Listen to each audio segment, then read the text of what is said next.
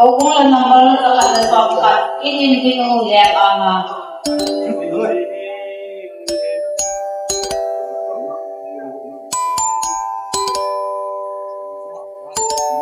Recruitment committee hon, lungkim ha tinggal part mantap tak sebelum ni. Hubung yang phone le ngai lu nazalin izalai hibum tu. Tunihin nato simbol do si pakin le hubung mi te masang he. Mu trading le to trading in akilam do in. Ye jum hiti pastor installation program atapa gapde na ting le hin sumekin nei trading a hi bang phat pha ti mu ta zewin ama sa pe ni phat ki paung ta in mu saw i paw ko thin chu thang bai in hen tuni sim ge anha tabu kumsang ni la som ni la ai iki man cha na dingo chong lam tai program hi bon cha wa ichan no diu je in kin ong ga in ka ting ka be Christian Center Church Lai Makhong with distinctive Baptist principles that is Kampupi District Manipur. Resolution number 5 of 2021 in the Manipur Societies Act 1989. Pastoral installation. Bangboy Sidho as Church Pastor of Christian Center Church Lai Makhong. Tu akanin nangho maljin le khopem nahi tapobe. Mithe te chen khom pi nahi tabe. Minister Pastor Thangboy Baite, former pastor Christian Center Church Lai Makhong, Amun Ho In, Aniko, Thaget, Nisim Get, Aha Halbu Kumsang Nila Som Nilanga Aphat, Nidan Som Le Akim Son Malamahi. Ikimansa Yudani Sot Lo Wa, Hunche Habu Diwahin, Iche Yudo Chun Ihungi Dingahi. Iche program hi Ulalboy Digen GS and Secretary Recruitment Committee Malam Kajin Pangin Kating Patien Bachoy na lakad isa form diyo Labot Bo sana na koy diyo Zanwin na son kung dasagi Be bindong sit na kiyong lo Kitsu Tanong tayo sa form diyo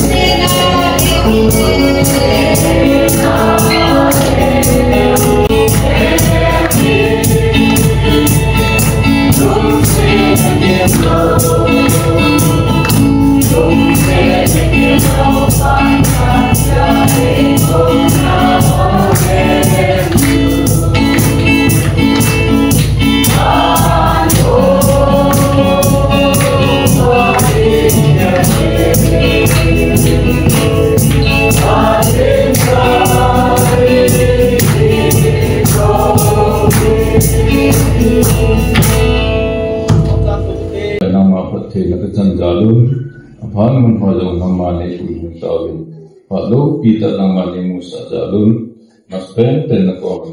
Selling King Tangwa, Dunia program Tani Diva, Hogum Sumadinga, Anto Velamacharna,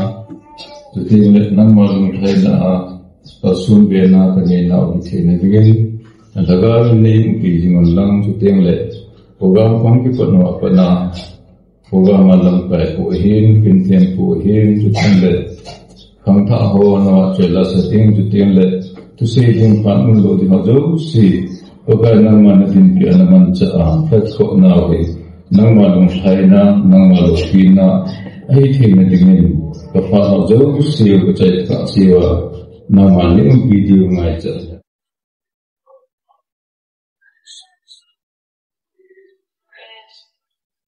Kipaume, kun aban salitin recruitment committee chairman ku single head ikan ku lam kai in pasal mang boy single committee ho winsung hunglu dingin ama ho ko ta binai.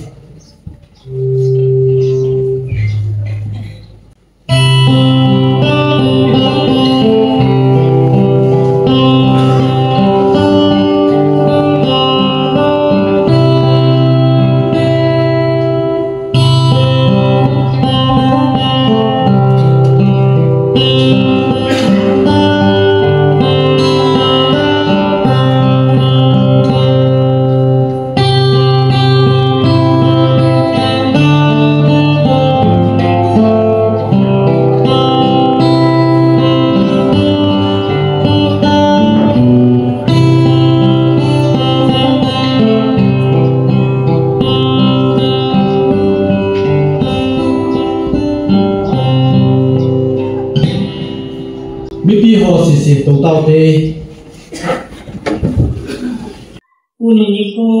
haita hata ete wapate lokina samalang anina recruitment committee hoy obung na adina apoy mo ta adina ini jowa ha pasal pa uniko installation program imen edita ayo program an gontu thejebe amotna ke patho consider kema pada tuhul ke loke pada pasal panke maka na hai nang nanin chu humse na thaba je ke no nam je ke ejema samchon aya pa tin singam Office of the Christian Central Church Laimako Kakopi District Manipur Government Registration Number 05 of 2020 of 21 under Manipur Society Act 1989. There 8 June 2025. It is now all of office. Consider kay mga titiyan ng Jessica Pasalba. Kay mga boy sito Intuni Nisimge Intuni Nisimge June 2025 June 2025 Nipohin Patien Lehobong Mite Hasta Dungzuya Kato dia Ekitendo na Pasal to Amunhi Kato Dinata Zekin Pasapa Sule Tagaw Tieng Pate Minin Tunin Patien Lehobong Mite Masanga Kitepna Kaneitai Kana Kay man kato munhi kita nale ngaylon na kato di ngahi nina patien le kabuteng Holy Bible tuhil le chon na dungjuya kato di ngahi umna Christian Central Church Laimako Obung Chi Na Hong Pi Baptist Principal Okitoa Kato di ngahi Lina Christian Central Church Laimako Kibay Hom na Constitution and by law Dungzuya Kato di ngahi Ngana Recruitment Committee in the same Rules and Regulation Dungzuya Kato di ngahi Ichene ding ahin pakai hatsung no patien panpi nale ngaidut na katume keima mangwai sidau pastor Christian Center Church Laimako counter sign di Kampusay Tautang Assembly Speaker Christian Center Church Laimako kunin keima Pacu pasal 4 of office tốt kit na kan ne na ba chan chu ai time tu swing bor sang tin ke ni pa tu sai pe ni ta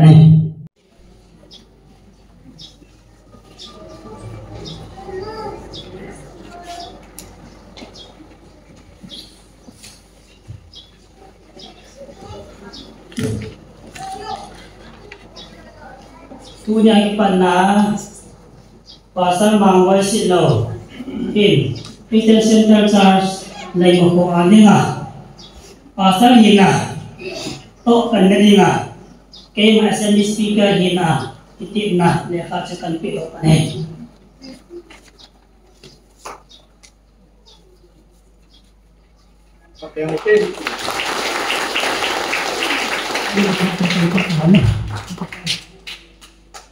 Pathin milung se nikidang ta sangon men thigun zenga lo hi thelo ni ko hat ki ho pathin e tu pi wa ko tu pi wa amuna phat itok chena ki pele la e mu sa pathin su masan kai tham ba ni he tu ni hi sabu ding ben obu swa Thiên tu này là yêu bồi tan, anh là phát hiện này cũng sẽ ra luôn. Tôi nhìn thiên tu na tông, aban som thế thì ngã phát hiện anh solve đi qua. Tôi nhìn mà installation ai lo này induction program này thì là chúng ta dễ lên. Anh ai được bao hát chung phát hiện anh em thằng bạn cái gì. Segin tam ta chu e masana ung chai kam tan yong le ke yong ha ane hi se chun ke ma pha la chung cha lang ka tin basket pa wow sen lang o chiang le ama ko na bowling alom ho chu bol ta chu nan se ta uti yong chu ke chu ka hi thoi ni yong le ni chu ki chai ka jen chan chu na uti it's a maybe ke do nom khat kane aje chu thil khat ama ki te zong le eo lu thim eo ta sa eo pan na imam lo ya changai ma bo zo lo ti ki ya che eo lo sin ki tho ko ma collective ta nai to kom te lo pastor pan ana to perform zo ni bo e hi je sun thu do khat kai nei de ni pi ho Kain do di kise do hello le ne do ma ne do di e to le installation hello le napchen ne ne yo diu che passer pa hi amazon line member e pon mun soma ko na pathin na to gel ko na zala hu hi hize chama Hichalaya palahi lamka ho thingol lung zoya ama akipi na phat sungaya chu kipata non le ha le lam to men lam sum lam thing zong le hichazo se tong ni ma chu ma jong hin hi ta ji mi pi ho ka do nom chu ana ge lun lang khat be hi sim lang ka te ave la kan do ting le nei don di we Tunia installable it's a pastor mangboy hi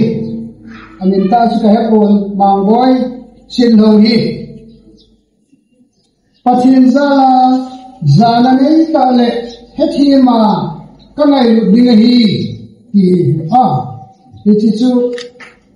kitem na din ho kain do diu hi tun hindol pan tang ka te tunia pastor installable Ito yung nag-update na ilay diyo pastor mangboy pathin zala zana na itale hetin ta ka ngayon doon na ngayon tiya ikitip so kayo hinam hasay na mo ihetay na mo pathin zala pastor pahi ato suwa ato suwahi zana na ita tutin le hetima Kamay mudi hi kita mamula sila. Kung so kayo pala ipawne Hisan su intin Yesu tun salong asan sompat thu ham itin Hatu sauta kan lalu detan yen tun ama hukal do intin Hilanga banyak sangat misi masang kata Kasan jen cara bunga mukhon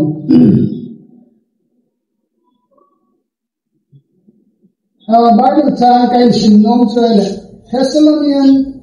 bunga karena bunga sang somani to somani kena so ite ho nehu ba kahun tawi nala uga natongi ma sulek to kaya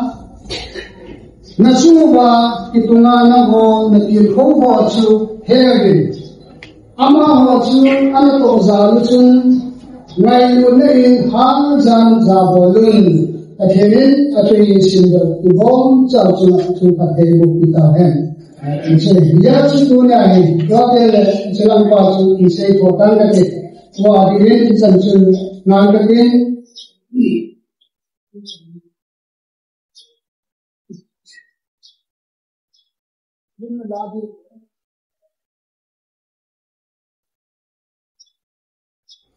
Dunia,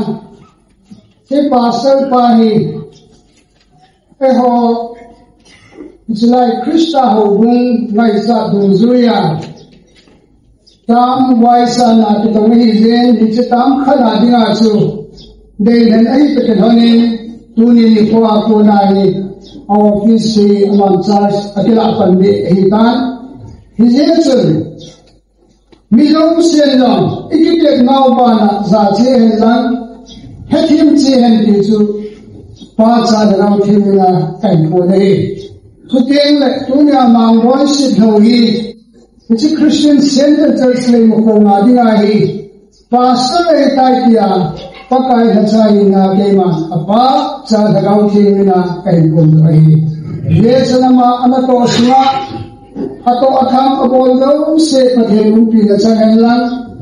Itu ministry hat atau tailoring. Coach kanin pasal loading takat nungat nungai kat loading takat dingze tiki banga amana to na sakot jong je tegi na inday piyang patin pathe boila chuting ana to na boila na ding sala na patin lai dulga pi hozong kipa kan bang khomin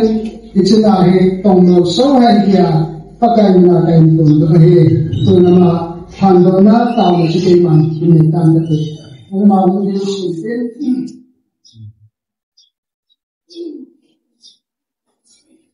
Akanga lungsen nale kotona kamawe uizing ba happy hat sung pakai pathe pakai leisit bihemi ama tha Kung sota munagat sena acelo narin pakai nangman nangai unazala na chate himso thaina dinga na thuna lag kisai pe to thaina diwa thuta kahin piwa kache pi thaina diwa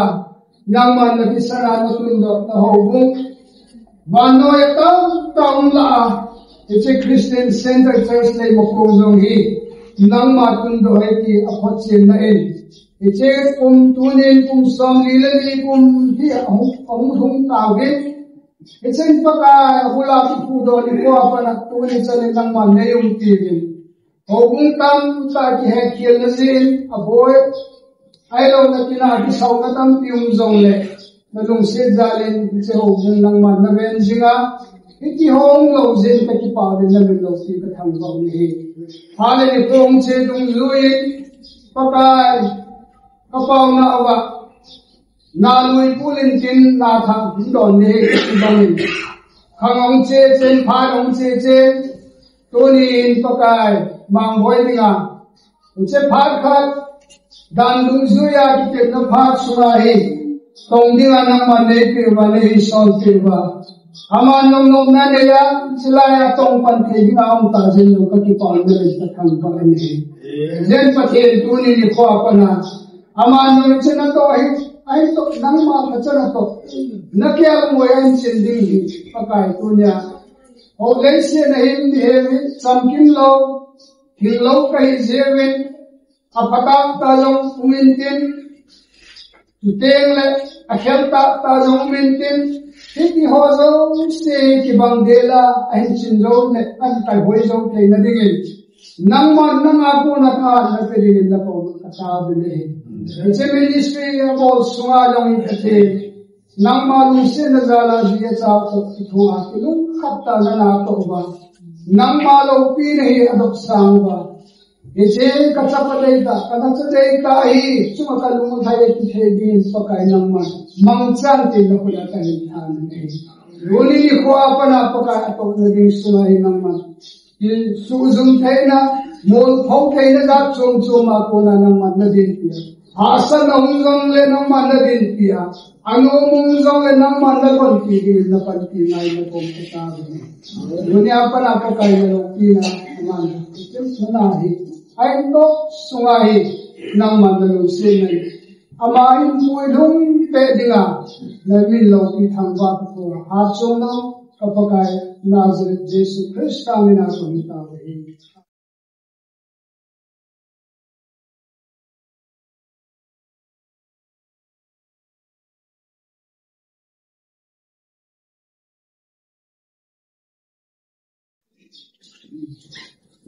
Jason Pastor installation ayo induction thought to kanjai within to ma ko dunia panahi Pastor Mangoy Sikhoin Christian Center Church le mapunga dinga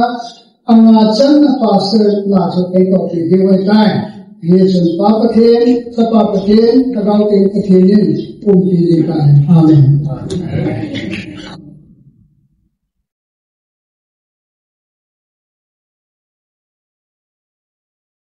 Baumin Assembly Speaker Puahin Chuting le Dunia Minister Kinte Eto Pio Pastor Pahin Chuting le Pastor Tha Adinga Install Induction Ebor Dedication Ebor Pastor Mangboyin Ichi Phat Ka La Khatam Se La Chai Thei Jiwen Pathin Thangwa In Hailan Ichi Panaw Be Sane Mi Pio Thalom Tai Phot Biang Te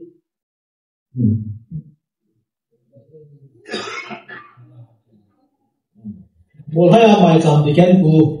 ra hung to la chun pau min te Bolhaya ku na mai cham diken amin ngo Minister pa yung message samsa pe dia hi ai pi la ding amal anaki gon tin tuin siwaya for wa chai la sa ding ha pio meeting ama ho hung ki chai ting le dunia kin ching e to pio minister kun message som sai pi ki diwe tu khang tha ho ang lai te wa chai na sa ding kai ko bi nei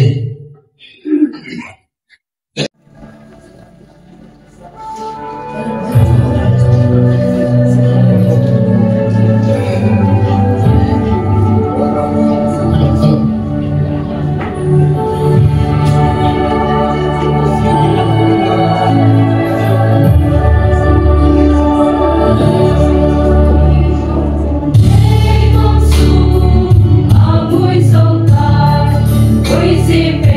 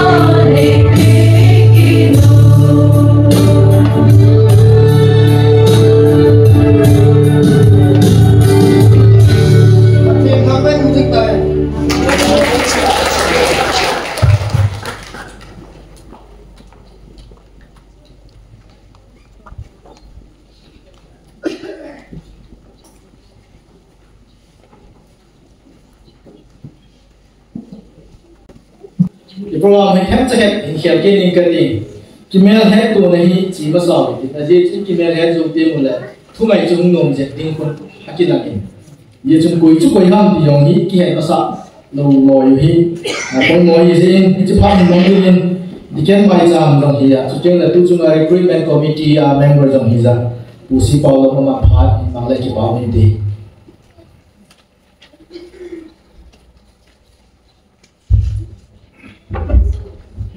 Ba me. Training apa ni ko pai ti wa tuna yo bung sumwa kung ke lang tim kunei lo ai nom now. Dunia pana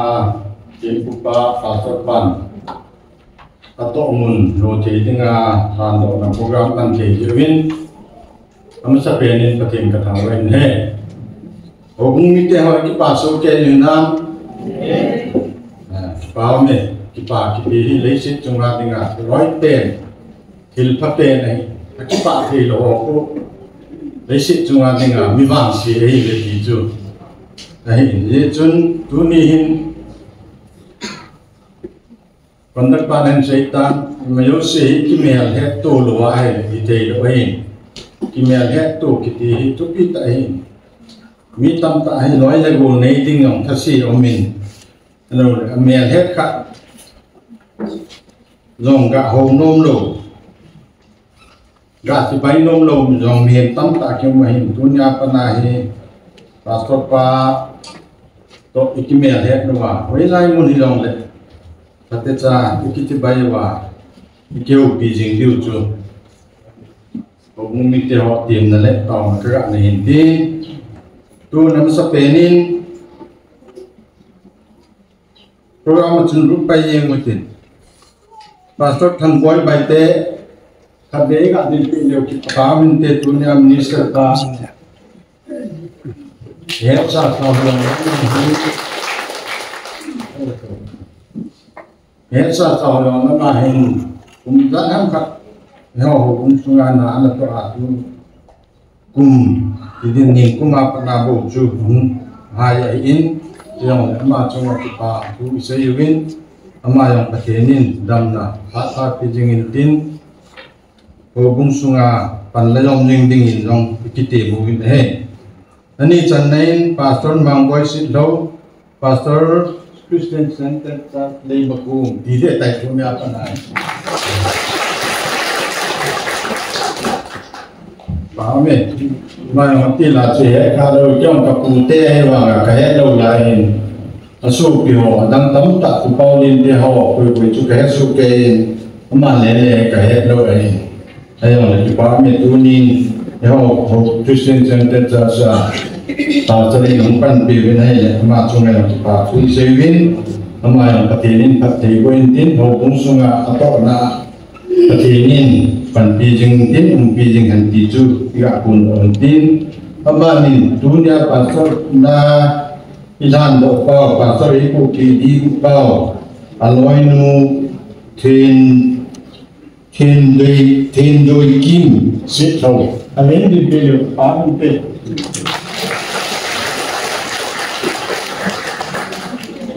ama yang he lai yan ayam ho ai mi tam tem nu khá lâu thì trong công tập phun đến tay ra mấy bạn dòngเลยตัวนี้ก็สรุปว่าวันนี้ก็เรียนมาช่วงนี้ป่าทุกชีวิตมาอย่างประเทศนี้ประเทศผู้ยิ่งต่างที่จุดเสือบ้านนี้ผู้เอเซอร์ผู้กำเฮดดิเกน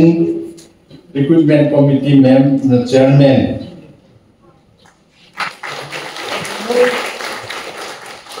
kami mana Haksot kayong hubungan hatikan na kuin mipili sa aladen tu tama ng hin amahin hatikan ay kupi kinuhin amayang patenin pati buying hanti chu kasi hinti tun hubung secretary pa recruitment committee ang secretary pa Lalboy Kip Gen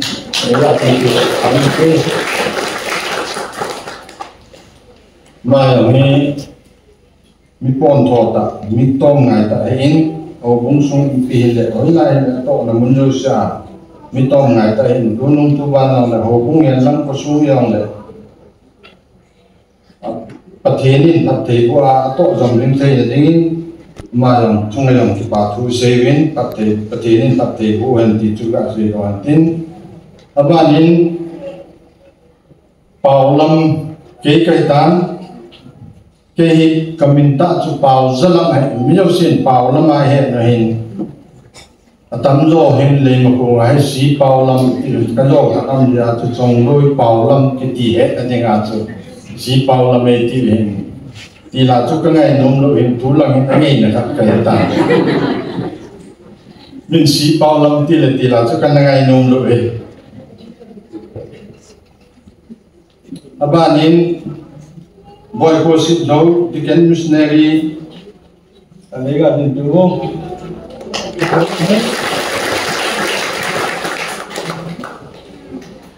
Amen. Ma hong to ngai ta mi pon tho ai in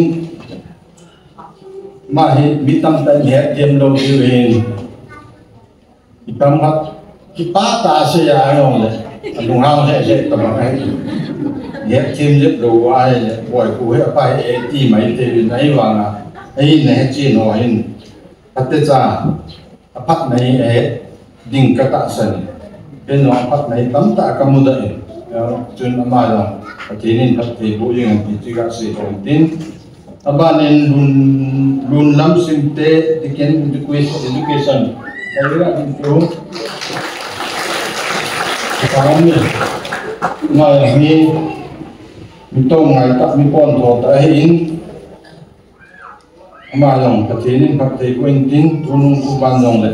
to na pam ta tong ding ding ki te mu ne abani kamboy ki gen diken property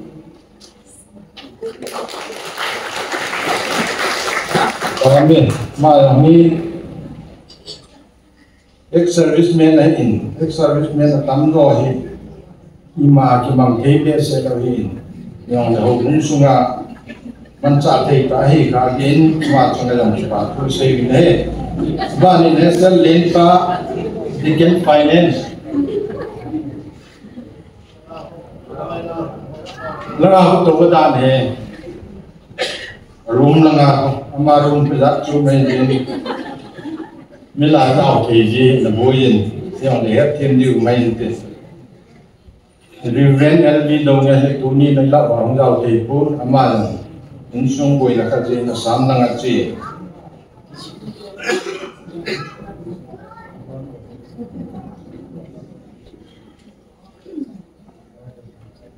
ati cha ka Việt Nam ka ti le khat ka na han da ma hang rau te ka pun hiong le ma banin pu zam thang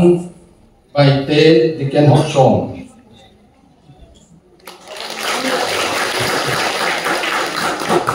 bao me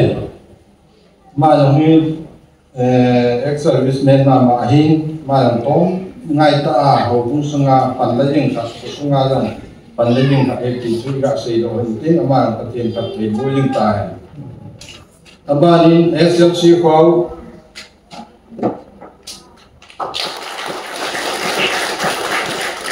amen ma yang ka tien tu langa bundu ka abi le ke ka ning kya lo tim ji e hotel lunga thì chú pi ta hay là bị có bạn xe nào có thể chú ăn xe gì này cái tụ hiện gì xe là ngày của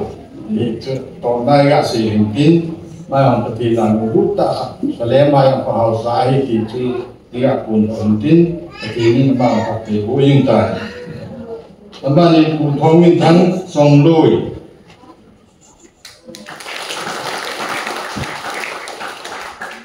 amen ma yang hi aza in oza hi to tin na to ko jing mi ka to ngai ta kha he ti chu ga sei do hin tin ma yang paten phat te bo jing an aban in tin tong ma te evangelist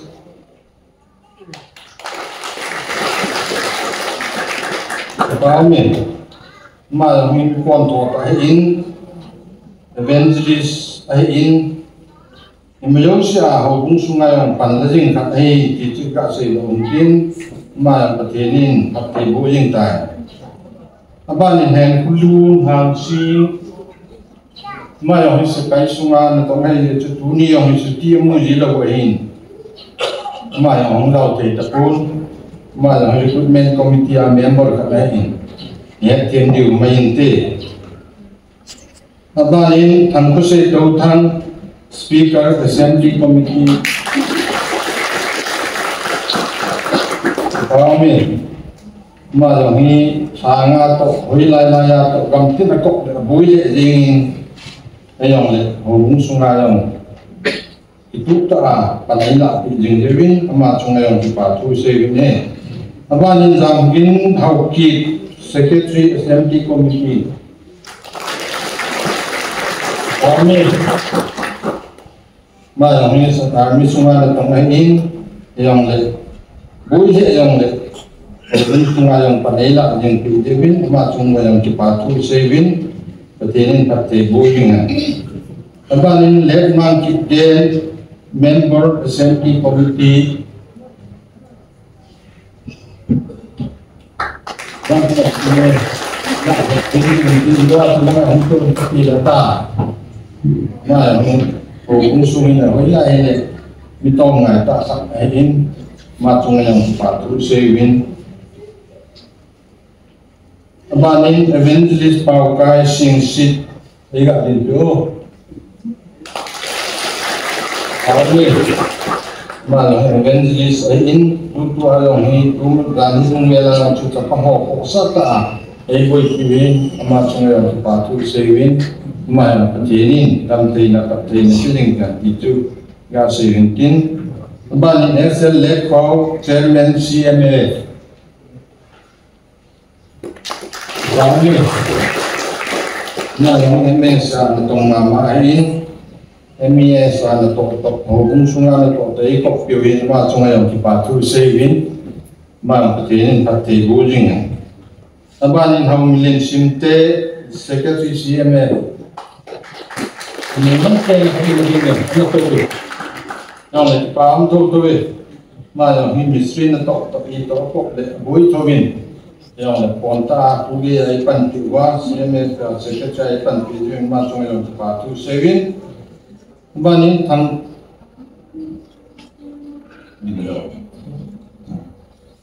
Homil tang kupau kilong.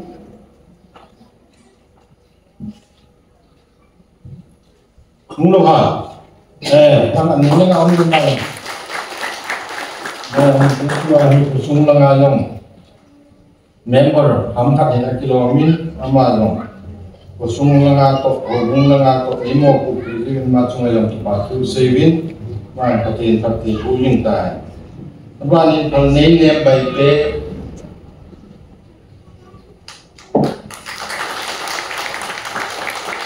kami malah itu sepi tabang yang tan, yang nak kon yang tan yang le, pertanyaan makuin tin atau nalong itu tak itu juga ipan yang kibin no kita mungkin malah pertanyaan partai buying tan,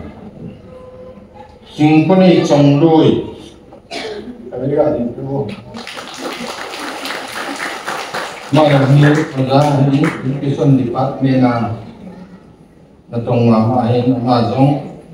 patin patay bunzalin hong sunga siyem sidat iwe ka azong sekecin naipan piwin macong yang dipatu isi minhe abanin titim hawki tayo mawahin ko may kahin sanggila yung bekumida ng kahin siyem abanin hawlonson bike pay Chairman CYF nung lana kaya tak pasal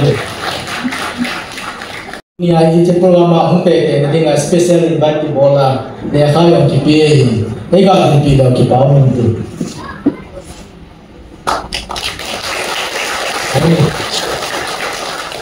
ang damson hindi daw mula golden jubilee ay yung bitawin anong kima kaya jin Johi, kita bertemu di kapal pion le, tadi tak kacui. mungkin mesti tahu dia kantin mulai aku nak pasal barahin heminahin doktor buahin kan dia enggak tu bu apa itu doktor buahin dunia pasal apa ni buahin sesuatu kayak semua ada itu orang beauty sesuatu buahin dunia很少给用这方面kata bahas dunia ini pasal orang ini kat ada di inside maloi na bolong isu kisai gotho ai ai problem ne ta ki gon lo ja chung ma ko me su pui the the nan pui dai ye ni isu kisai tho in san dia chung ta ho san bi chung ti kon cheng la hu bung da ma to phom pi pa so lo dang da ho yo su invite bo ri yo su ya tho in ai bang phan le ku bo sa ki le the lo ji chung dunia ye ho hu bung ku be a chu bai lam sa le cheng la da ba the na i bo the bi wa sa ki ge la dia ini dalam anak kita terlebih zonle pasal pa sungguh langa mungkin pun hingga semua sosial, nah sosial, bumi ini nak sungguh waktu patu, tapi ada kain pun ini, pun hai bangkai malah yang nak mungkin hitin, tuin petian tu contoh message ngayu hitin, message APP di wajah le, minister pa hitin tu nama papi taute.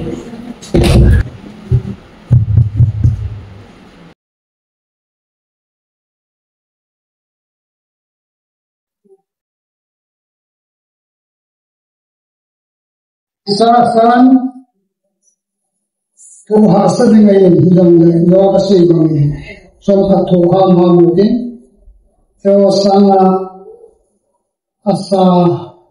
desa tuhan hitam tak melalui dia dautin ikat sunga oleh kumkat sunga somta ki hambol cinta senawam di sekitar dan ini yesus pangham ham itu. Misalnya tu aku tanya, misalnya pasal pasal sol bolong ada di sana, film pasal dia tu acuma kaila rohi, tu sahaja sempong katil. Ada cuma ada, tu ni kau pun charge kan lain dah dia tu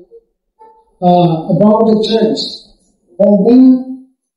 doa helo quarantine. Atau ada ini hello atau tu hello ini. Ayat tidak sekalian tidak amat setelah oleh member hello dia sekoi ham dia hello lekoi sekoi background ham dia cai hello dia waso aman kita bang umur dia dalam preparation dia tu kita head masa ama aware ini dia tu macam cara nak nutu ini. Kita boleh Samsung na som na kata dia singkin ni, jual na singkin, som na nasun si bawah sintan dah. Sudah mana abang solsa, abang tinggal, abang kipan tu paham sam, abang cingoi kai boy, abang mihil hina hi, pakinin atuin bawah sawan ni pakai dokter. Lesson Ese hubung tu ajon secretary pun ipu tam so kena ipu hetan ama ho kompan nazala itilai ko hi 1969 na so anatun do wa ye jam fadhen mumbai satang kaiham bazar kaina hasana chitin lamha na hazia su kumun hama dinga hi bazar khat kisin do ni ki su gela na ni yeche panaim la na wa na su ei ho chu ana ke ho som wa chilai in ta na wa le ho bu khat on lo ko ei ki su agel ga ama lo founding member khat hi na chu ho bu ki 1981 asu September tha cha ni tum lo ai ta Yes, itu ni hubung cungcang tu hi, ani aka hebi adam cun hebo yang kaki diri ko naik banga, kisu kicil jamai hebon balik ama aku nazar di tangka hebel thiyo hi. Yes, nama bazar ay taziya cun bazar muna cun kiloi ko pun funding cun khát community chung ki bang jong le ho le ge che ho tam ho hau te ki te ho tam ta nei te i zero chu ni so lo se ki go khom te ho bung khat chom le principle khat a ri lo ho ai je yes that this principle je di we ti chu an ku da wa ama ho he pat na to na noya hi tu na za chen se hi tu mai tai ye chumi ta banga ko mai ya panilla damla ma ke la ma zo dum na na je ma chen ki pa thu kai tu ni le ye tu ni that this principle se dina an ke la ki ka se ham ki ai le pero chlai ho bung hi that this principle is we che la no ki aye different background and belief ta sannalam pang chutele nikon na chu tam tai catholic long human pentecostal church human chutele charismatic human presbyterian human baptist human sing those things keloi homoi ai wang iso chu bon sa ama azama mama apas manggale chi kom thelo diu ya chu khana chi kom the vai di kom the ri wa chu which is Baptist principles is reading to which is a to be he yes tu ni ho ita ke ala ken tham no ni pina ke ya kon ken ho bung ni ngai kha do ni khun jong ka ke ali chu ke le thil hep do ni khun jong ka ke ali thil ni ka ke realization awakening hitani hintegal is it so kidina am kyale we have been quiet till tomorrow past moment present moment future moment past azam achi sai khwazam dunya hi kham ta igel do katasan ina bo aphatam ta lan mungel do katasan ipol biwa lon aphalo tamta aphatam ta ina bol lo gel body ko ta sane to tell two din mona I ball be din step in la be din dan gel body ko ta sane to tell a ulu din phana til din til ball din na to din dan ho hi head be mu be din ko ta sane ya sikel to ni awakening day hi dia balai installation teacher I point to hilo bin te mata azam se awakening I love realization they dia so tantalai yes antoni the nile how we tun wang tam ni la chu ki pai lo le masang nai na so ati tam kan ti so de ti lai so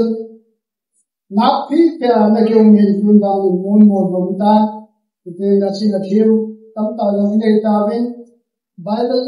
langa theologian dong master heritage style of in tabe it is some choma athin mai oine service langa jong officer sau tabe register officer officer yella army langa bem langa ni le kan kan ni la pai jong le it is all sin to ke dinga chen pathe ni pat in bo it home na dinga chalam pat masai na taw na ho chu to ni jol igel de pata san ne yen to ni te ka ti pai ye chu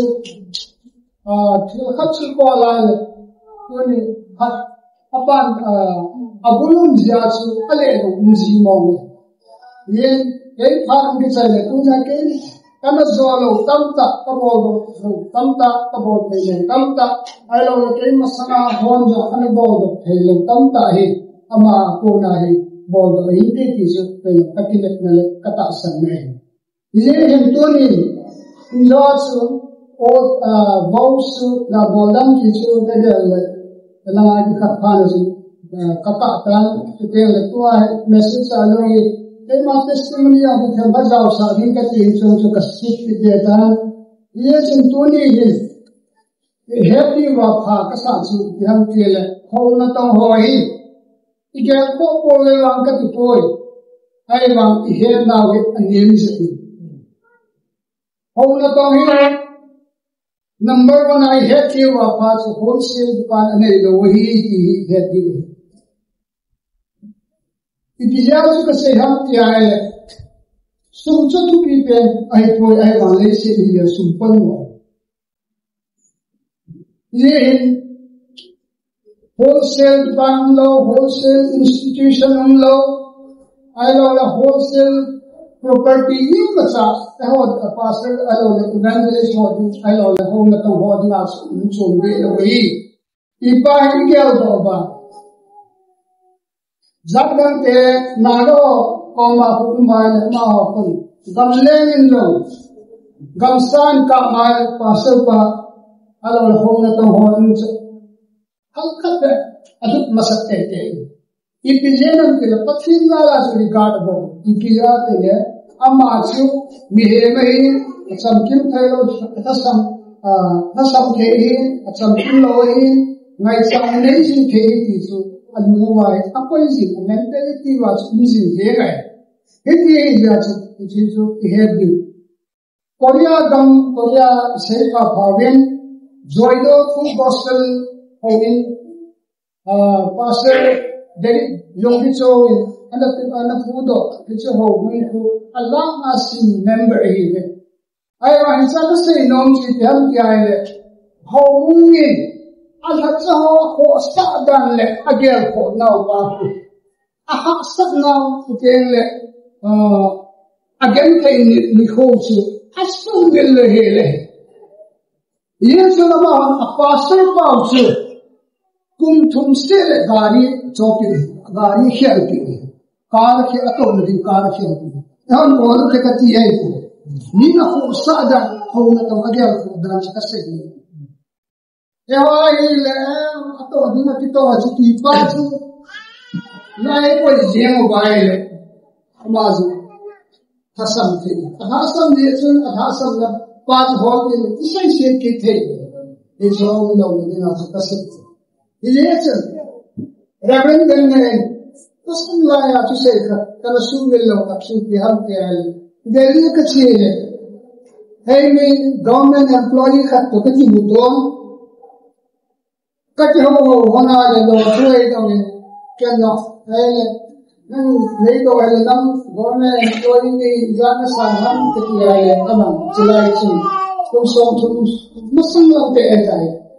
Celai tu 24 25 or something. And if man come away, Masaru at the edge. I know at the Yabang Tambi Album between Lala, Sami, AKB, Gatti, Sami is an IP in the Gatti. And I took a thing that on the idea. And some low now, nothing song near another sana, the man cook point at the end. Some years and I sana, a canai, oh, not on being a thing, not on being nothing. It is a say now. Don't wholesale to Bangladesh or one. I don't know, but more article than the Galileo. That is at the Palame. I think the city is on the easy again. Here I only have to say, I have some new okay. Low one on the other duty.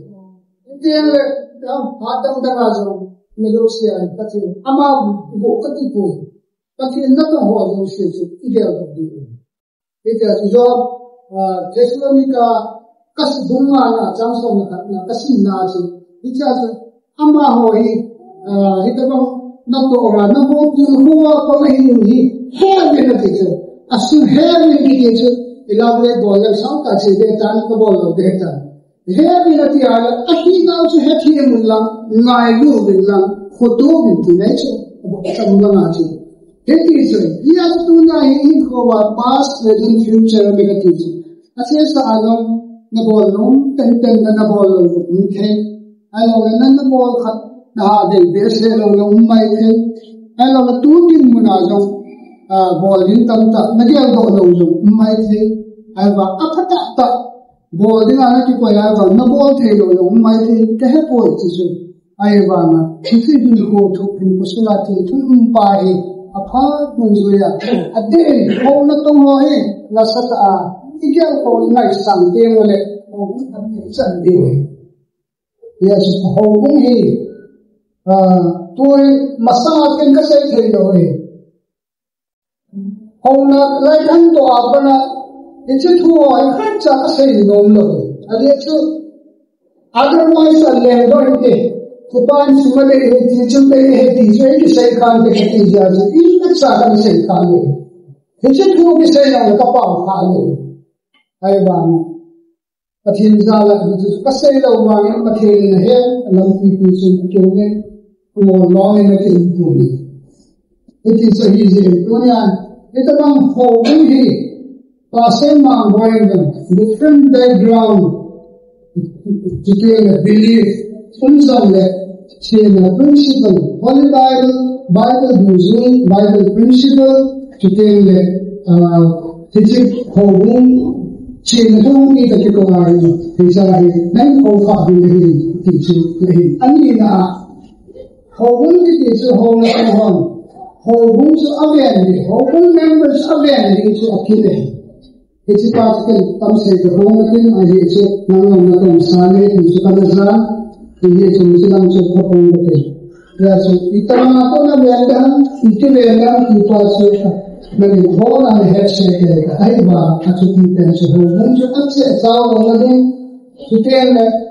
nge ha na ho mang lo na nga chu home ben le chu chu chu ti te it is ya chu ko ni ang hong na tong hawahi ikit itong ball di may idea wala idea na tanta de so ke ha ye sun ma ho san di me even atasam ni no le to pi ha sa ta na isi di kam ke pa na ka ni o se ram ko chu ke mo na chi ka he ko ho na te ai ma ne ko ta na kum ti chen ti na ko so na isi di ai ve very organic this was all also then time to chai ho ye situ le aham no ama ho he ato atam ho ve ke cha chite na hi na tin bang ta ko ke ni ge na ta na death body ni ta na su ama ho hi ki ai ti it is kitan vai ho ma chal ni ho idam dim ke pathin phat the ni lam chan ye chan pu ni ho ho na pathin phat cha ho hi suham suhno ayo suhdase na aulo na dinga chi hobun pan mi ki te nasa tan pan law ni ten hethielo ti khodo ti pakai za la chi pathin kon khuma mi ki phalo te ei ngai lu ba ei ko to thei ba hi chi ngai lu na ei ko ti sumo ba apen kha lo se ape pa hi chi ngai lu na chi to na na chi kha ta kan ko mu ti chi ko mu ti supportive ta hi nai so kom ji pakai nai ta thil so ho ne nai le thil alam dang lam tan thil so ho jam ki ham ni kha lo he kha lo za kha lo tam ta bi satan ling ho jam imtihan ama managing scale ho ma santa ta ni gam ta ni ki oi de nai le ni nom lam ta ya ni so ta che jong le ni chi kha bi ko ta che le ta ni so he hong na tong hong to member of ka hi ke le la ita che phong je ke di ka thi mau pu hela ite pathin ma pu yo me ho ki pe lu lo la ka chu te lo ni je e ho ha pe ki pe lu lo de ti je ita hi chong cha ka se ka thi tu ma ke ho ta amen ki pa min phan ba ma ni ning cha lun minister pa ko ni pathin thu ki hong na ngai yung ti pa mi da bang sa le hin ung khat ang ba ta ni to na wi tin cha thing ge wai ta ni song le bang ham ham la yi tung ti chai wa kan tin tu hi ho bung pha hung ni ding hi ho bung pha na pha thing la ding hi he ti kan pu hin tin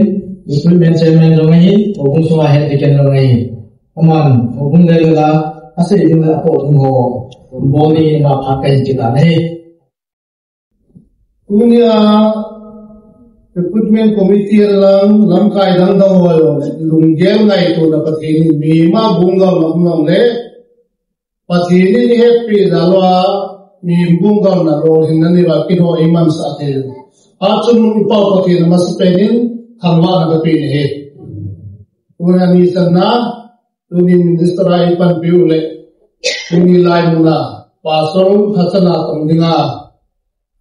umangoi silho amani pakai min zara tapi amani sumi ipasulo pakai min ka komi ne sei bangin ohungi dam nan kine tele inun na sing tengle opi ho hab nale amina ceremony amin puju kahi asli awai ho mi loi ho ngin sani mo ho din patin tan bai ne obi ki pa lata chu dunia pension ani lang tengle kumsota patien na pason na la to pension ne la tu ni minister ai pan pi zal ave ama tun ki pan ma la patin ka tan bai tengle ama Kuna pension power 2001 2000 bela tu. Lei mukungani ami mo pen hello pen asing lo pen thêm lo pen kahi. Ama pasal orden bola dinga mo ku nakana ni. Ei mo ku na tu. Enge kutunan committee ho to na ai ba. Akin team boarding ai boarding ho nga tu pasal in charge na punya na panin. Ama to mo suna ini di bawah pangthia ko ko patin program in the data patin kan bai the ke ifat se na se ko na ke I mahelo pen le hello pen ita patin mo ku suna te me tunya ke dinga be se le sa te lang do chapa ma boy pakai sa pu yo kunga kungu ai lo le pasora la pan masna yo ministry a sanjam khana gaw to Ku primai pyo to me kiloya ita chu agaw to hong ke mamcha tu ne a le ko ho bunga ke mu ke mu sing dinga mo ko na sunga akini do ka vele lo pi ka san sa ten ka thang wai le e chi na ke han na ke bo the na dire ke ami mo pe ki le hello pe a thing lo pe te le ta sa lo se lo pe ni ai ba patin program le patin thil bu de ke phali pu patin gun du ya chu chu ya mo pu ki ni na tu na lo ajo pa so pan se ma tu hanga la bu ge um jong le tu ni ni ko lo pi ta ai pe wa jo na ai pe patin ka tang bai ne ting le min mo na tam ta ki de nan ta so lo ki sa mel nan ha ga wang ting le pe ha sam ben ki jong le Kami detail le, tingsi sa ho kagel zi ay le, maang pagi pa ya patin katanwa di so patin lo pinadinga kisay le, mo po na kinaipenin kusung zobli sung ka ang nakitungdain, ang lo po kuwala nakitungin, tingna ho bungal kumsom nila nga nakitungin, isawang diba na le, azitay, asaytay, asingtay yung kilo, inu sung kun pi tha lo pau ta ni nga lo si ma ki sei thei lo pa pathin ma pui la la si ho ki bol lo ka ve na le pathin phan lo ha lo pin pathin phan lo ha sa min pathin alung ge la lam pi ho he ei ma chi dal ei ma thim na ei ma he na mu do do wi lo pathin kil bu ne ti ka he pathin ka thang mai ne dunia lo hi kita program lo kita ibu now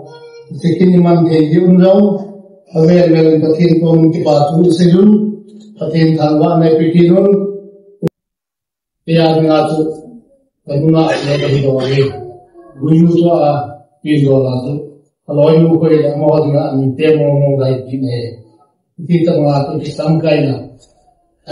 ina helu wa tu mi chu mi lo ado el pai la ri bang ka ko de Mai sam ne ken ku el pai la ni ne anu mo apil pi chu la ya ho be na nc pai la oi pu za ma lo ni ne ama ko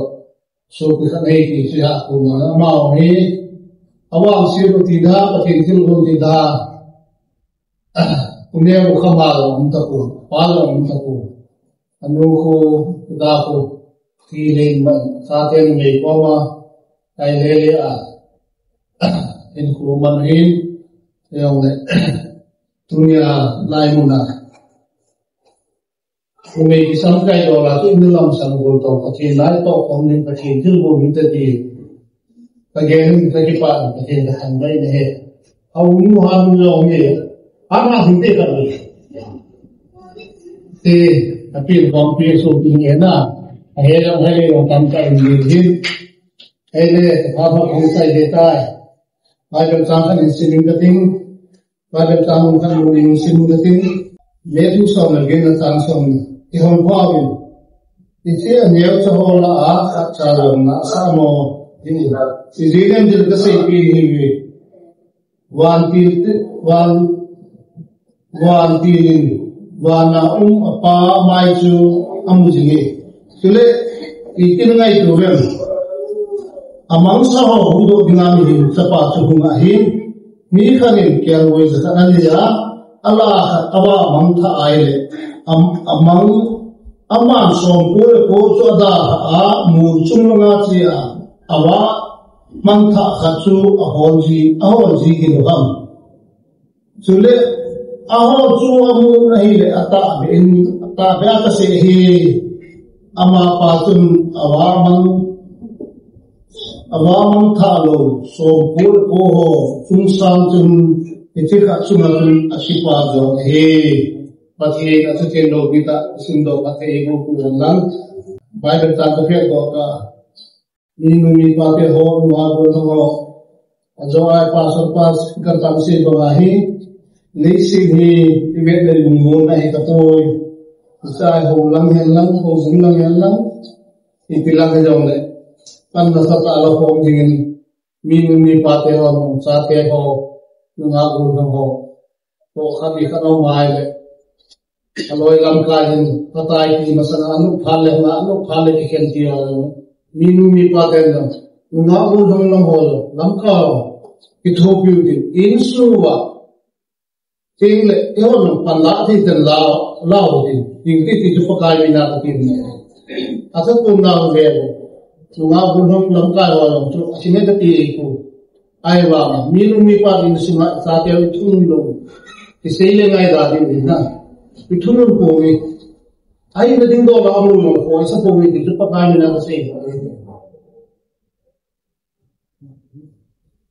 FSC buli saan nas datu changli jani sinkin gate chuti chun pakaya socham ke mane muwa bhanta he no nadi ko na to kitun son nem na kim lungnem ta to thon to thun chon ngai lunan khan la khat ngai tem samnan dikal samnan dikalun nagawa pum khan hin dingin ihabo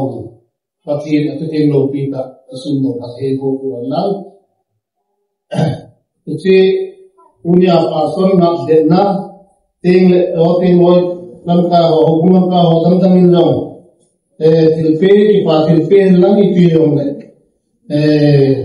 abol the abal ma bol tin dunia pasor ingap den tingle hubung lang he de ken han na hubung constitution le hubung dan dunia to kia kuna do ichingap den na hitai ti le khasa ke ta hubing le secretary pa chapan ji repair te musim yalam sim sai ke ne ken hubung constitution dan buto sipai to hubing le ke ma pat sai dutai Fastering of the letter of appointment for the post of correction board anakan bodo kini. Okay, next. Di tantin. Ay makom the 8 June 2025. Hubung kiwai hona Constitution and Bylaws Article 9 Section 3 Clause 1 ABC to the Agreement Committee Article 10 Section 3 na dingiya. Dunghi din pasun mahoy sitho. Son of Dangla Sito, he Christian Center Church ay makom. Pastor in Punisin Gate, Ado Usami the Son, Lagari Tony, not the elect and do a tie. Come out and sing to go. I mean, my voice is low, son of Dangla Sito, never but Nisim Bukahari, Santa the Port, from City the City. Day of baptized, Nisim on the gate, October, Santa the Post on 4 the gate. We do some ministers to the grand secular and so Date of marriage 28 March 2014. Holy marriage was Minister Reverend Zappa Aimo. Aloy Mumin Tim Doi Kim Chitho. Ato Nading Hi, Ato Muni Post Pastor Hi, Tamo Office Kuntum, with effect from date of appointment. Ato Lamon Christian Center Church name of home.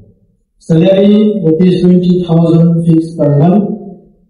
Rupees 1,000 increment per annum. Facility as per Constitution and Bylaws, Article 9, Section 3, Clause 1B na say ho. Ato Constitution and Bylaws, Article 9, Section 3, Clause 1 ABC na sumat say those say. Recruitment committee in rules and regulations those say sa akanding Constitution and Bylaws Katika Ajaydi. That will become education center just like before. Kaya sepuluh pasok ng si Constitution ng Latunia lekat pagkain ng Santilan. Kung yung ako sa katipan si mga tu,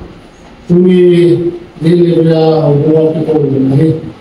Bikin hinakale, Kemudian cermin di nakana to nibun sela antu ki bola program ki bolo ki tun jelibya ulna su boita ulna bun king sana ai dungdo kan ki mangtau ti tu lamkai nakana ibun mo lo ni ta to subu lo kasim le lo ho lo ni le la ta te bol dunia taba chi thawa ti tu bela ta pundo kinihin kagela to antu ho ka bol lo wa changam ban lamang to Zeli berito itu asal dingkat muna aja. Manfoma tu koi mo kasa ato hen ay la. Iti tapi may dingat tu.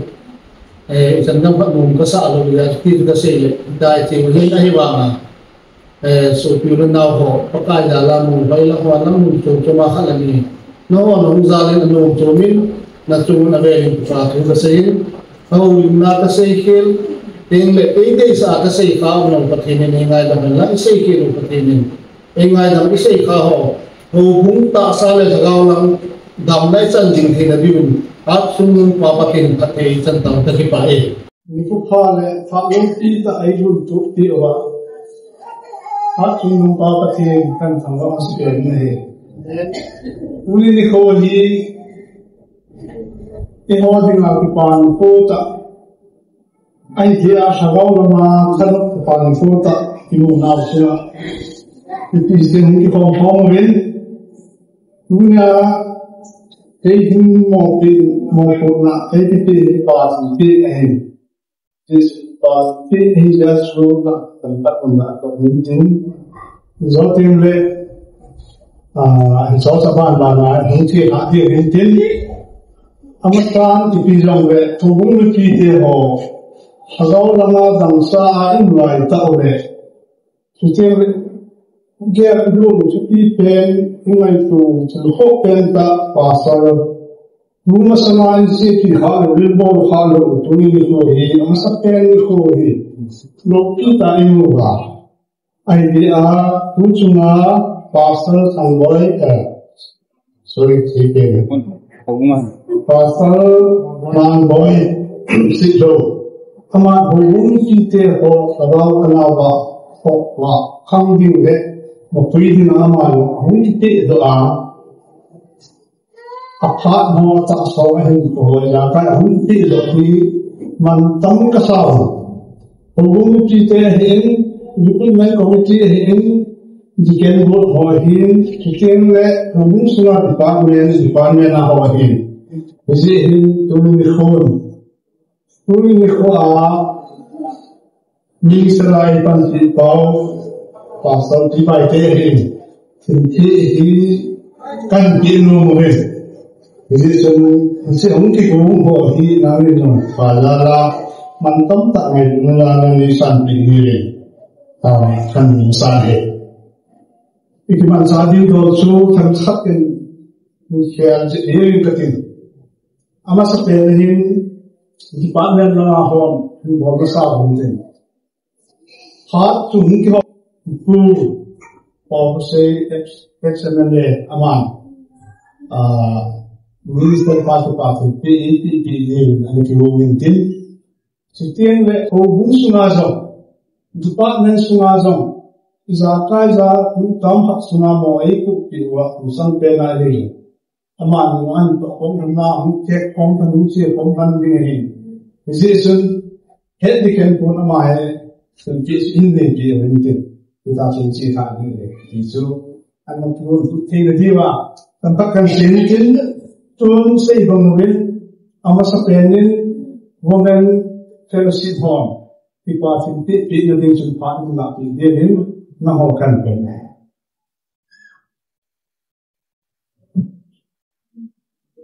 Bound up, Papa in the Tok Hong Tiding, Pastor Pa Loin, Ninte Hon, Tuano, Pastor Pa Lu, Loin Zok Na, Party, Him, and Away. And Tok Hong, Kitong Hong, the Hair Hong, the Ayat, a mother, I could take the things in set and more.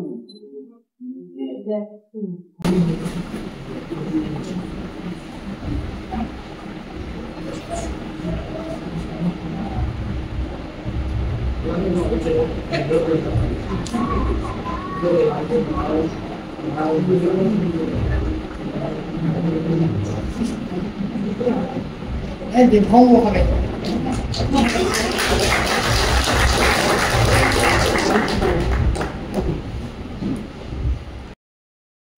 Dengan sama lah. Okay, what?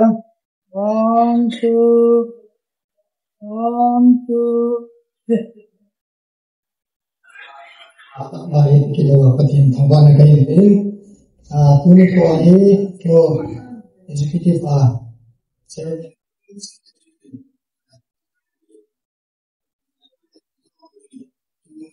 Jadi mau dia ni treasury apa yang dia lain idam le komplain body kai ni lah sih mungkin kita seperti macam Christian fellowship ke mina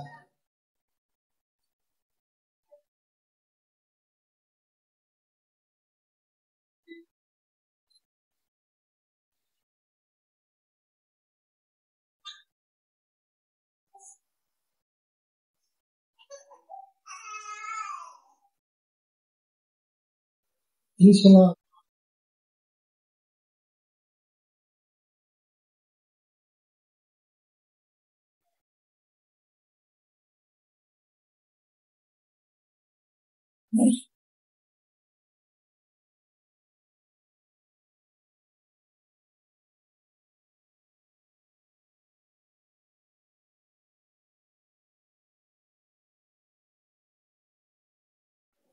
Almost again, part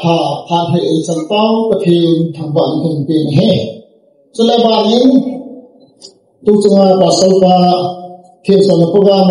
party on Parliament in Sanziun, Committee on Party can say here. So, the right is a people, they are going to Lahila. Catching up with cutting at you in the head, cutting at you about the same glass in the head. Can we catch Our having can we catch a maintain a position, a position, can we tell a museum? If it's anything, I'm a home, I'm a hair day. Can we catch you a week comes in? So at the point, now second also, such a free saying, to the community party pay, Kapil Wahi. Pun kami pasal pahitan umum. Saya sorry, kulis kita kata ini, ada kita mengenal minum kasih. Pun kami nak minum ikan ini, kau hidup tu macam pun mengaku jam dengan he.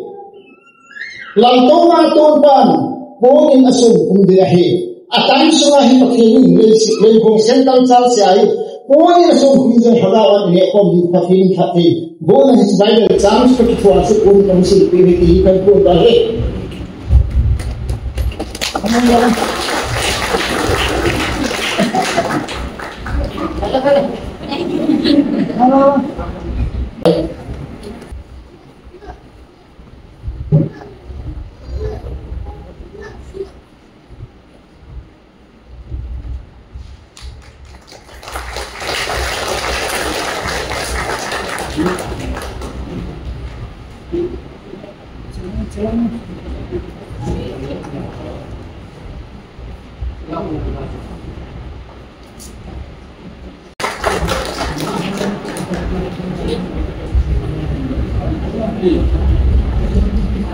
Pangin, facility, iwak mo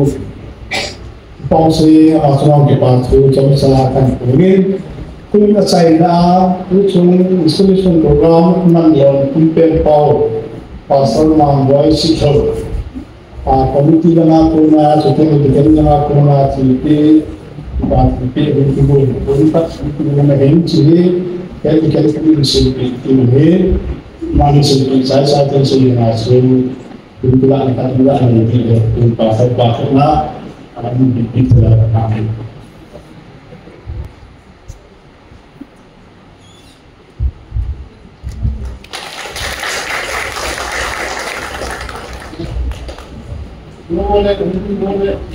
Dunia pasar mamboy sehingga boy menghuni doa yang kita pun agak sedih nung kita kain sumite kepapi nazalim congca dah mahung keding tu kita ini nanti boy muya kampur nung thei pun senu boy kin hudo intin ini kami nung doa no nung kat agak sedih ni.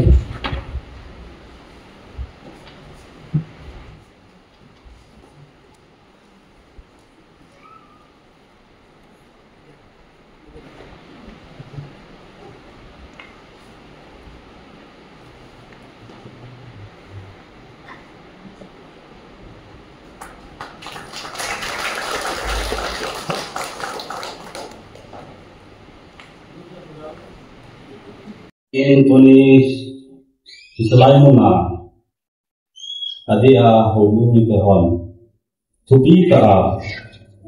installation program memang di kana itu ada desan madang di Bondo insan dia ngai guna kosa na memewa logi ka nebo tahu tupi saya jengin ngozalin ada patien datang he Selaya Obama akimuhi akitamanghi kalungking atong kalejengin tua kalin nangho malzinde kopem ni kapowe miteng ke ken pompi nalitawe tipai tuni hi kema tam tumani katilan katin katangwan he sema bawin selaya hukumahi Apogo kimusiyahin asunga kung musal puni hi amasapyahin ito mga nanawa na masanguba katin kipa hi kemasi na lahat na ay pon patien zari siyen agad patien katangwakin hi anina yung tuni islay hasambung hamo kumilongan katinin ayun si maho hi analim siyen kientan hiya pazipon patienin nga tao na ano tipo jiso ya patienin memang sangat normal hasam de dongdan memang chan tihi kana tau na jiu jahi uni hondong patienin kagiar ke lam pya islai hobung ni jeng de to patien dan lam ma kong bung la na kong na ngan se na len ta ai pa patien za bin katipa in patien ka tamba kenin sutien adi recruitment committee hostinga katipa na len ta kan pong ni he ni tam ta ai sanga ching la thi sutien la bol the sutien la di sang ta ta ni dong hinan the adi wang ema ima lo dan na hon de sa la nai lu na nei nei ba puni islai mo na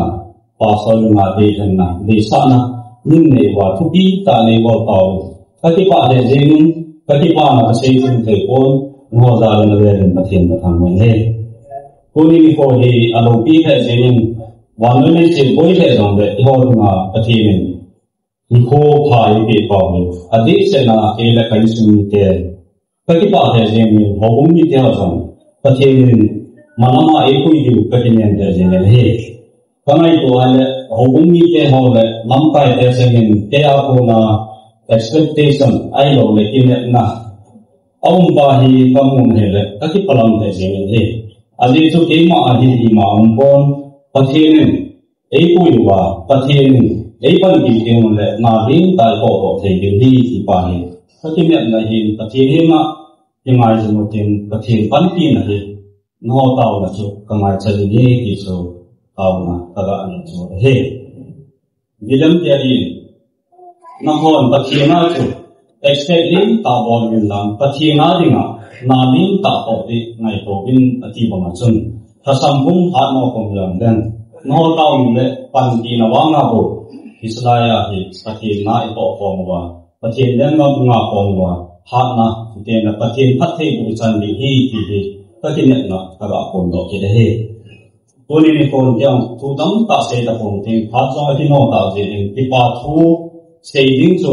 te man ka hau bin. Ti jong le patien in pha tam e pe wa le ho bung me te chunga tu te na lam ka ya di a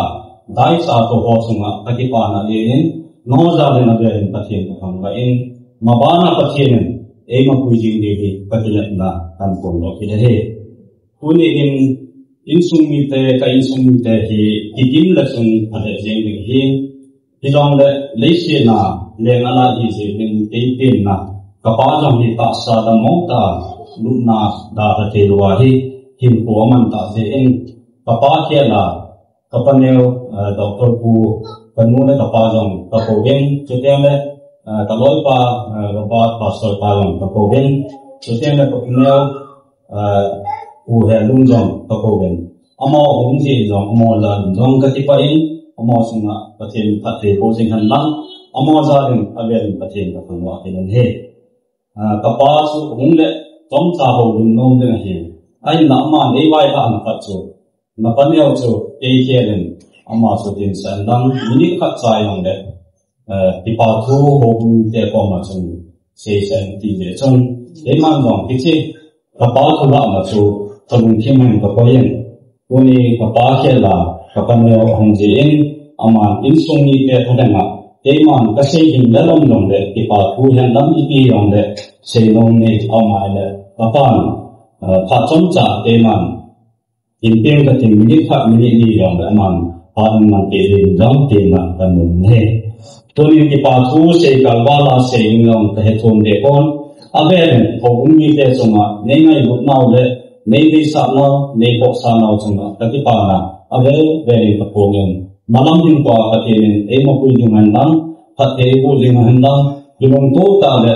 ingai bu tan ka ti nen e mo ku ding ta han ti so ka ti pa na thu do la chom ta kai se in ten ka se ki ka se in le ka se wa ma le ka ti min ti le ti mo tin ti ngai ti mo se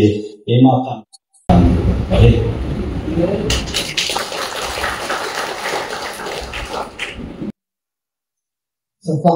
Sapa voice pastor na nom na installation ama he ma mo he ami hu se ami hu te he kan pun ami request ni le kai ma ma wai mai te kai ma si to ai ai bi le home weekend to be ta sapa boy installation program pastor in an program anom ta iman kon the no pat pai ki wa chinung pa pa tin kan wan ka pe ba sai ke ma se agama se ta sapa se le se din tong ka ama to pa so ti idam le kon sum ma ko iman ko mai the ye ke ken ka ra se mun su ai le ana ambon aman on se tan ki ba du pon sai ai ke ma ka sim sa de nai ni chi ko ma chu tamen on na ko na ga ba ma ka hu ai nai ni chi a ko na chu ha so ma de ko establishment ko ne ka no ni ka nai ke di si ta su ma sa ni ha de ke di si ta sa su ta ni ha lo ma la ya ko ni se te mu le ni ga ma ko ka ni la mu ha la ma ka kaiที่ตาให้ก็มุมนาไก่เออส่วนของเดชสาวดี si về phòng hồn ấy mà mỗi hệ qua si pasal con này cái nó kami kan ki hintam dia ini boksun kacipa ini dia sun ken nong ba da molong na ba ko na ba nu nong ngang ama nong phasa ke tu phasa sa kai ka ti bi ini sun ama fai house ke thok ta din bi ken trai he ken ko ran kan bi hi ini sun patin dam nei ni e ke bin puni thupi ta hu mi te lim na ini ni ka bi he Yesun hong long kai hozo si sumle hong mi te hozo sumasun bang wale sumle te thali ki pa tu ka si nei ka se ya pa se mo mo ka se tai a pa pe dinga ko bo hi ka pa le sa hi ma wai ka sa pa se ung ki ta ya su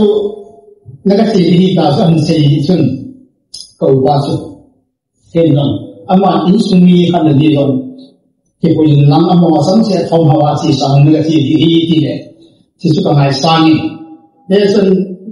ani na bra se num chu ke ho ma in sumi hi na zo ahin ek na sta kan ku de ni ke ya ka sa te lo si sai tu te no lang khala se ke la ho bu so ma bi na chu hat pa sa hin khat mai sam ni ke hi ya chu amani hi oi me lu sa ka de le ka ji ka ya ka ki pa na le nam i pi yo me kan ne ho mai ku ho Ingat dengan setiap ini pun tidak kasih. Aman yang tu hari lalu,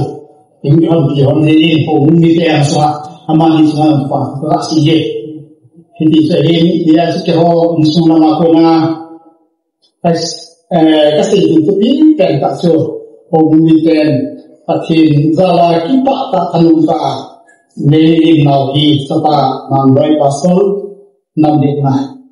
Orang mungkin tak mengenal iman ini kan final suatu kualiti ini sudah terangkan sehingga tidak kami. Paling dunia yang kasihan Indonesia pertama saya tahu itu yang saya punya musik dan dan ini dunia asal destination orang hari mengkira dan ini apa pun mungkin satu hari halan kayak cerita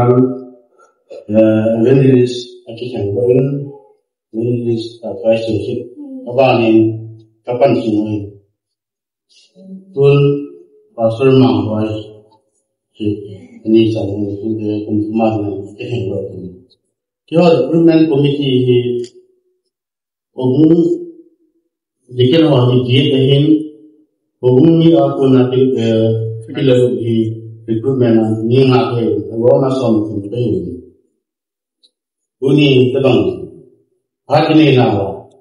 minister itu dulu pastor di baik masalah persidangan. Cuma di pastor bersih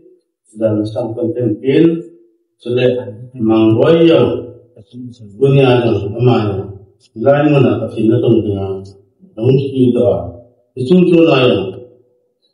hubungan kita dunia orang kita dengan kita mungkin sudah tetap orang kita good mentality orang semua yang kita pakai sudah hubungan kita lusin itu sudah hewan sẽ nên ngăn chịu đi mà các bộ điều ông buôn non tạo tất thu in thu họ sẽ họ sự họ cũng là cái cùng riêng thì đúng như vậy chứ cầu năng nó cộng buôn nên mua thị ta tức là kiến đồ thị ta trên trên tập thị trên trên hàng điều kiến dia buôn yang hubung mi te ho akan negara kita namun jadi dia dong recruitment committee training dong kita tujuan segi ini jadi dia pasal tinggal pasal wali China dong ni dengan physically socially ay kita support boleh ama sampai baiklah Zong akimun, bumi hong sebang wali Itu dah musuh mesti sang kong kat beda. Amerika ini dari Israel sana tu musim akan adok sang sana tu garjo tu garjo mana ni? Hele akan aloi mana tu gaten nama tu Israel tu ahli lema ahli urtul lema tu. Hele aloi le Huri, aku dalam hati atu huna, aku dalam hati atu huna, aku sang pion hana tu. Gatu, bila ni kita thang ke, kita bangun tu punya ni, aku hidup diu, ikut hidup, support bilo le. Kita bangun tu mahu, itu yang mesti itu nak lawan nemu dia ni, tapi ikut hidup ayat lawan nemu dia. Di sini ni, itu bagi nak pasti tu ayat nu bangun ni, pasti ni tong di mana tu, kamu hati pun, hasil ni orang ni, kalau le, jap tu lagi, hasil aku tidak, yang orang ni bila, pasti dia nak tahu dia. Itu lu dia orang tahu pun itu orang le pakai mana begitu dia itu dia semua itu ya jadi pasien panel di orang ni panel di orang ni dia jadi mihim balon tu untuk musik pangkomi dah isi apabila kita cakap dulu Uni yang pangkong ni, ganzo di sini, jadi ganzo untuk pasal ni, terus saya ingin kajang kita nanti ini tak selalu nongsu, ini dia power itu itu sana hingga tahu ni, dia orang kita mula, dia paling kasihan saya, dia saya soal dia kita ni. Nanti isi apa sih? Kira-kira macam itu.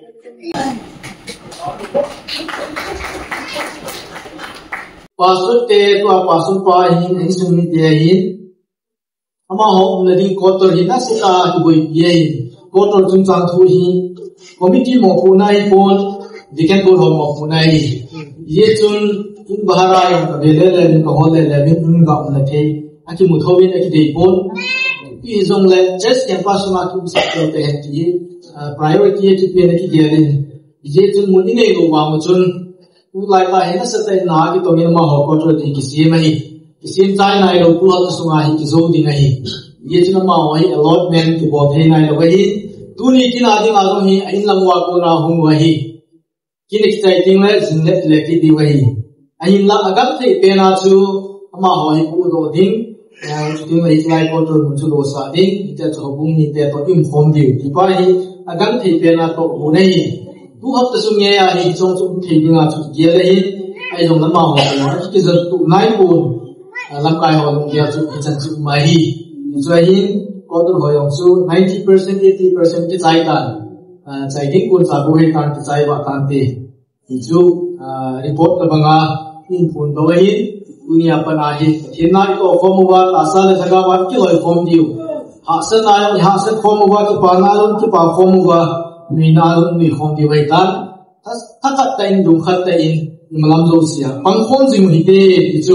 acai na bon jawa dinga kain sehintin. Hatu husot jet ahi kasai mabangin. Special program ni ada sot jet dimo sahi jongla pemaita tu cana pangho cuma abe rinti patu kain bumi nahi.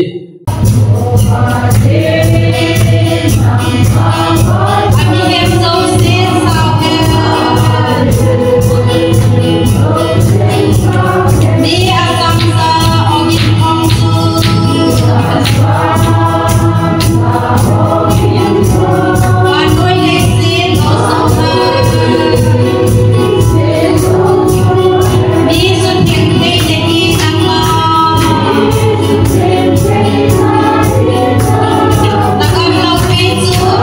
you.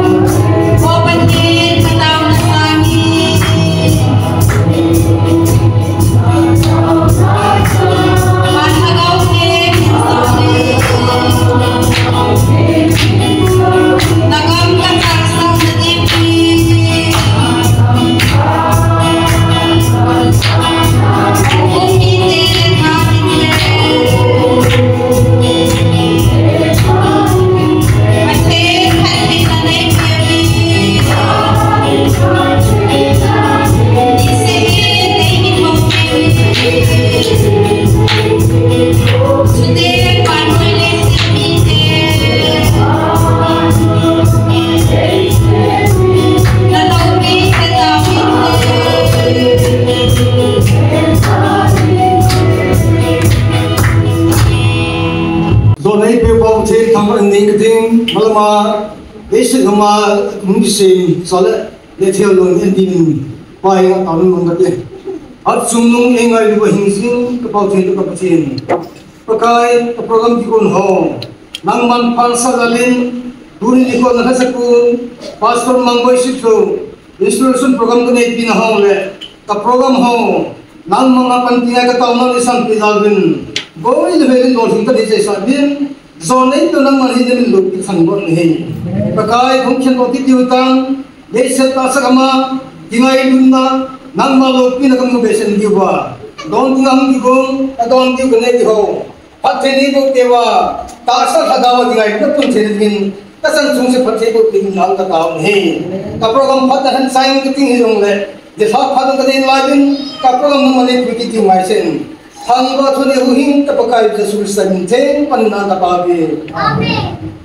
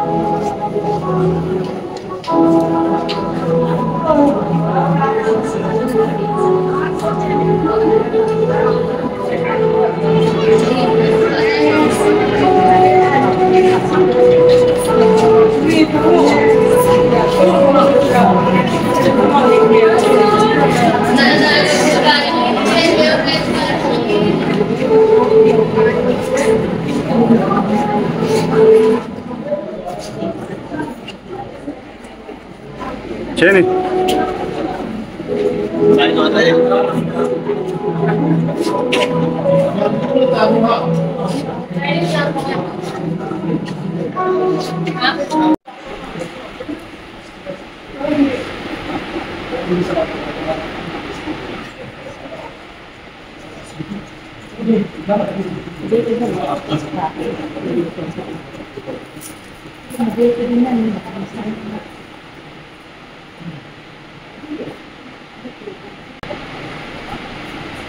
Nah, masuk ke ruang kita dah hamil ya, kamu sudah ini kita mau. Macam sulang, buat cuma.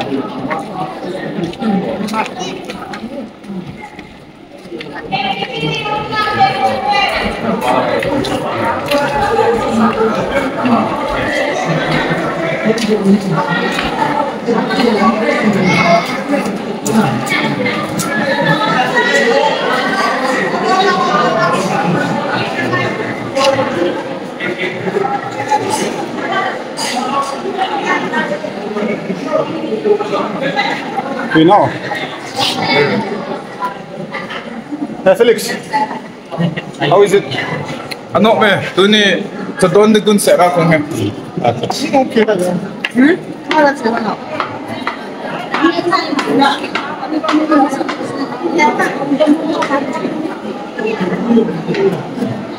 See the church building.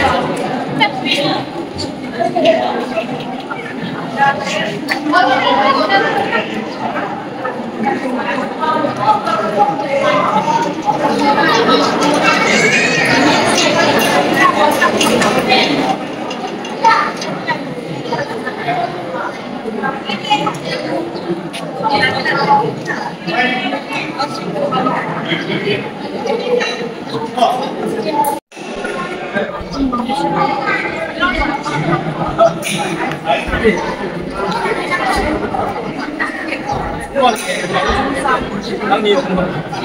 cho kênh